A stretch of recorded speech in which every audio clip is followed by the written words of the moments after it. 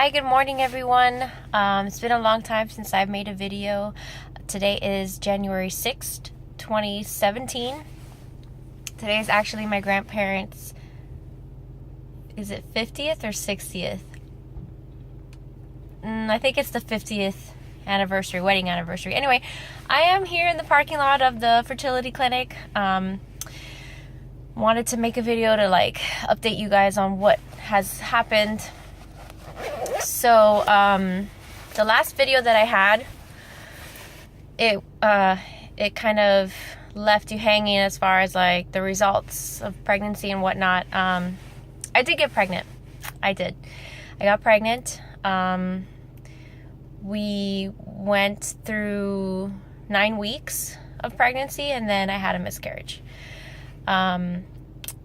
We don't exactly know the exact reason why the miscarriage happened, because I guess it could be anything, but the OBGYN that I saw, gosh, my hair is just not working out. Anyway, the OBGYN that I saw said that it was because of the fibroids that I have. I have 2 fibroids. Now, just to kind of explain what fibroids are, I guess, there's 3 types. There's the types that are called submucosal, which could be in your uterine cavity and could cause a lot of problems for, pregnancy and getting pregnant. And sometimes people have multiple fibroids that are submucosal in their uterus that prohibit them from getting pregnant, or complications or whatever. They need to have surgery to remove them.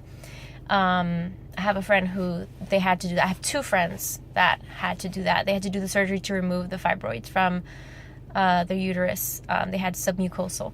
Then there's intramural, which means within the muscle walls of the uterus.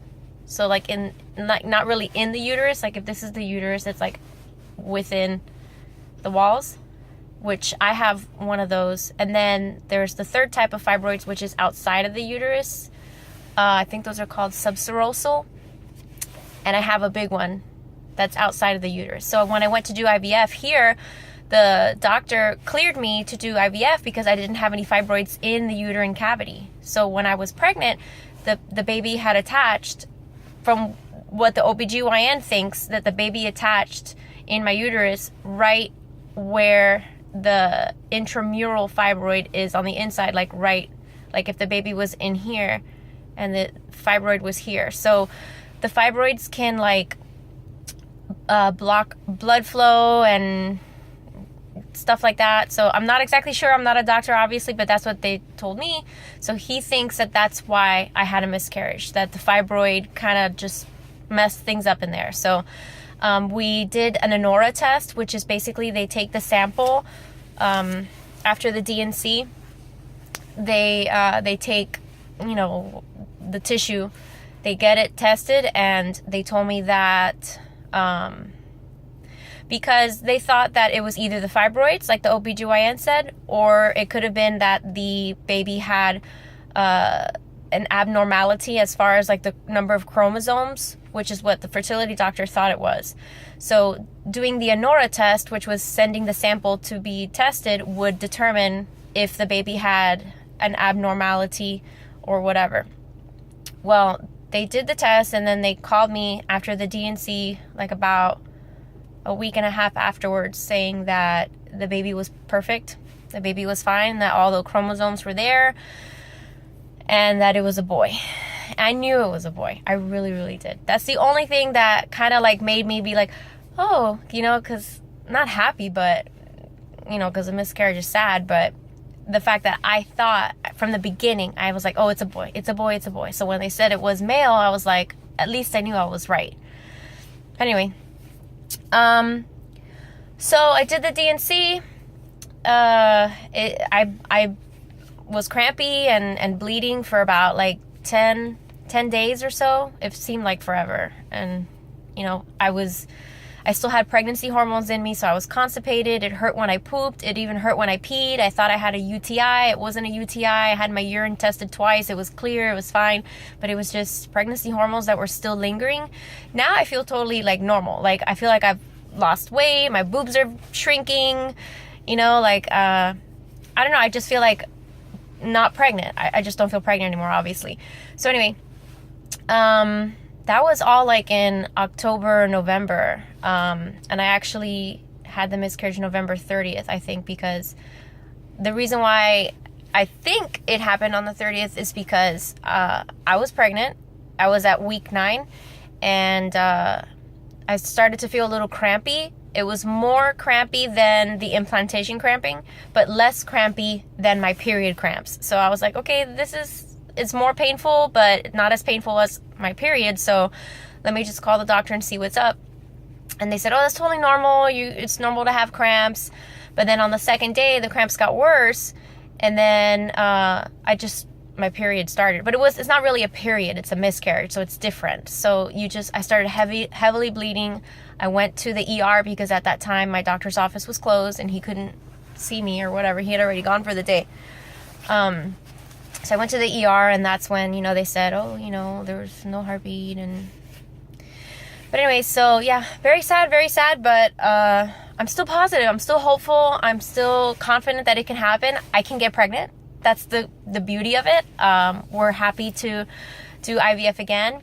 But the issue is, what about the fibroids? So the thing with the fibroids is that the OBGYN told me that I need to get them removed. Because he wants, not that he wants, but he thinks that if I do get pregnant again, and people go on to have pregnancies with fibroids and be just fine, but I guess because it happened to me already and he thinks it's because of the fibroids and he doesn't want to take any more risks or whatever, so he suggests that I have the surgery to remove it.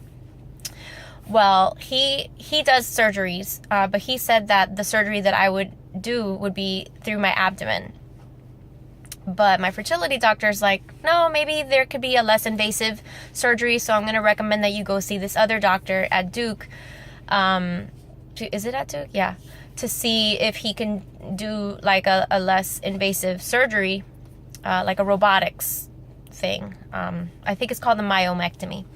Anyway, so I have an appointment with that doctor next week, so I'll probably make a video after that. But anyway, so here I am. I just got my period.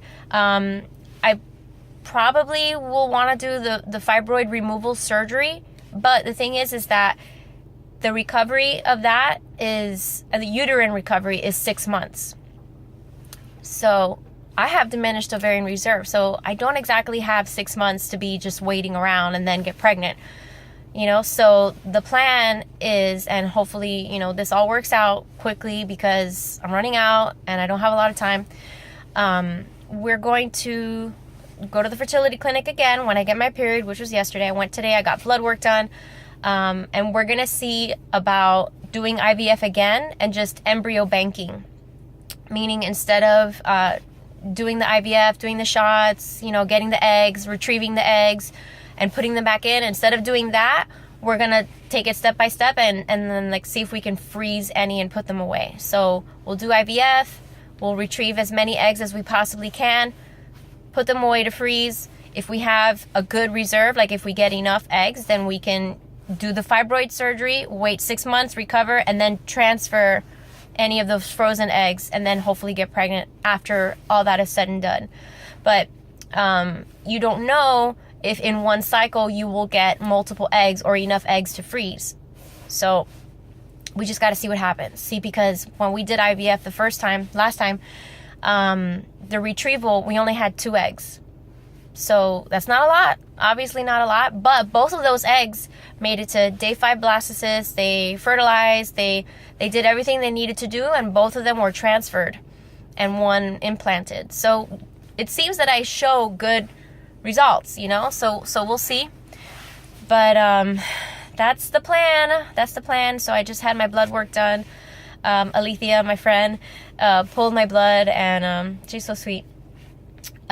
She had sent us some Sherry's berries last night, so thank you for that. But anyways, I just wanted to update everybody what was going on. I'm sorry that I haven't put a video. I mean, I was suffering, sad, whatever. I didn't want to do any of that. I was so excited. I really was. I mean, of course, anybody who has wanted this for so long, and then you get pregnant, and then you get a miscarriage, and there are so many people who have worse situations than me. So, my heart goes out to those people, and a lot of people have come up to me and tell me, I had a miscarriage. I had 2 miscarriages. I had 5 miscarriages.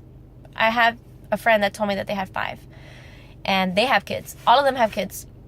I know 2 girls who gave birth stillborn.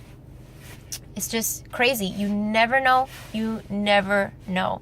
You never know what could happen to you, good or bad.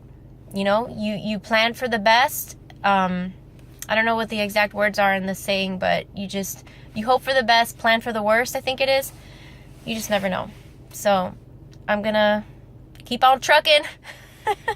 And hopefully this year or next we'll get our baby. I just want one baby. Just one baby. Just one. Anyway, thank you guys for watching. Thanks for sharing in my journey, and I'm happy to give any information. I feel like at this point I could be a doctor because maybe not a good doctor, but I could definitely help out with some information and whatever. So we'll see. Happy New Year, and I'll talk to you guys later. Bye.